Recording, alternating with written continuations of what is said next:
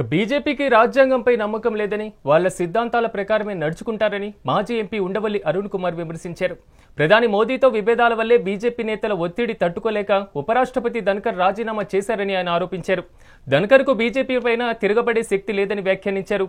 సుదర్శన్ రెడ్డి లాంటి రాజ్యాంగాన్ని నిలబెట్టగలిగే తెలుగు అభ్యర్థిని కూటమి బలపరచాలని కోరారు. భారతదేశ చరిత్రలో ఇలాంటి ఎన్నికలు తొలిసారి జరుగుతున్నాయని, సుదర్శన్ రెడ్డి పైన అమిత్ షా వ్యాఖ్యలు విడ్డూరంగా ఉన్నాయని ఆయన పేర్కొన్నారు. భారతదేశ చరిత్రలో ఇలాంటి ఎలక్షన్ ఇదే ఫస్ట్ టైం జరుగుతోంది. ఇది రొటీన్గా జరుగుతున్నటువంటి ఎలక్షన్ కాదు. ధన్కర్ గారు ఎందుకు రాజీనామా చేశారో తెలియకుండా ఆయన పదవి నుంచి తప్పుకుంటే వచ్చింది ఈ ఎన్నిక.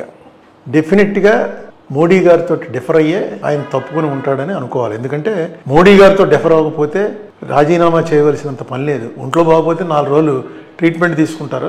డిప్యూటీ చైర్మన్ నడుపుతారు. అసలు యాక్చువల్గా డిప్యూటీ చైర్మన్లే నడుపుతారు. చైర్మన్ ఊరికే వచ్చి చైర్మన్ ప్లస్ ఉపరాష్ట్రపతి రెండు ఒకళ్ళే ఉంటారు. వాళ్ళు వచ్చి కూర్చుని కాసేపు ప్రభుత్వాన్ని కాన్స్టిట్యూషనల్ హెడ్గా వచ్చి కూర్చుని నడిపి వెళ్ళిపోయిన తర్వాత డిప్యూటీ చైర్మనే నడుపుతూ ఉంటారు.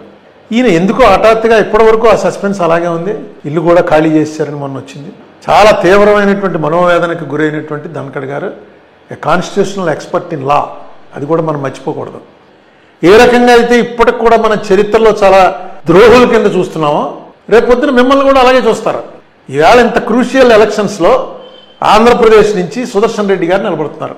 నిలబెట్టుతున్నటువంటి మనిషి ఏ పార్టీకి చెందినవాడు? ఆ సోషలిస్ట్ భావాలు ఉన్నటువంటి వాడు, సెక్యులర్ భావాలు ఉన్నటువంటి వాడు. ఆయనతో నాకు స్వల్ప పరిచయం.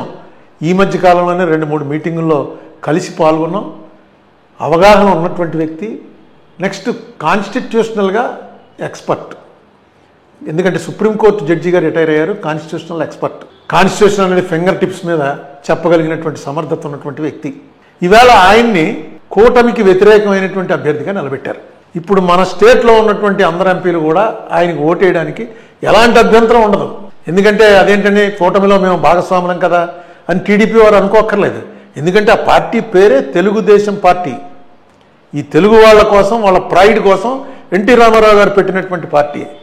ఎప్పుడైతే తెలుగు అభ్యర్థి సుదర్శన్ రెడ్డి గారు పోటీ చేస్తున్నాడో మాకు ఈ పార్టీలు ఇవన్నీ కాదండి, మా తెలుగుదేశం పార్టీ సుదర్శన్ రెడ్డి గారికే ఓటేస్తాం మేము అని చెప్పి డైరెక్ట్గా వేయచ్చు. ఎందుకంటే ఇది సీక్రెట్ ఓటు. ఒకవేళ డైరెక్ట్గా వేయటం ఇష్టం లేకపోతే మీరు పార్టీలో నిర్ణయం తీసుకుని ఎవరెవరికి ఓటేశారో ఏం తెలియదు. దీంట్లో విప్పులు ఉండవు.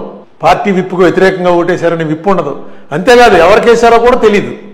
అది నిజంగా నేను ఆశ్చర్యపోయాను. అమిత్ షా గారు లాంటి ఒక సీనియర్, ఆయన పొలిటీషియన్ నిన్న మొన్న వచ్చినవాడు కాదు. Senior most. అక్కడ గుజరాత్లో హోమ్ మినిస్టర్ చేశాడు, ఇక్కడ హోమ్ మినిస్టర్ చేస్తున్నాడు. ఎంటైర్ హోమ్ మినిస్ట్రీ అంటేనే పోలీసులకు సంబంధించింది, మిలిటరీకి సంబంధించింది, ఆయుధాలకు సంబంధించింది. అటువంటి మనిషి సల్వాజుడం తీర్పు ఇచ్చినందువల్ల ఈయన నక్సలైట్ అయిపోయాడు అన్నాడు. ఎటుపోతున్నామో ఆలోచించుకోండి. చాలా మొత్తం వాటి మీద ఒక గ్రిప్ తీసుకునే ప్రయత్నంలో భాగంగానే ఈవేళ రాధాకృష్ణన్ గారిని ధన్కర్ చేత రాజీనామా చేయించారని నేను అంటాను. అందుకే ఆయన కూడా మాట్లాడలే. లేకపోతే ఇది ఆరోగ్య కారణమనో ఇంకోటనో ఆయన వచ్చి చెప్పాలి. ఏం మాట్లాడలేదు ఆయన. రకరకాల ఊహాగానాలు స్ప్రెడ్డింగ్లో ఉన్నా సరే ఆయన ఏమి మాట్లాడకుండా వెళ్ళిపోయాడంటే డెఫినెట్గా వీళ్ళ ఆదేశానుసారం ఆయన తప్పుకున్నాడు. వీళ్ళతోటి తిరగబడి నిలబడే శక్తి లేక కామైపోయాడు ఆయన.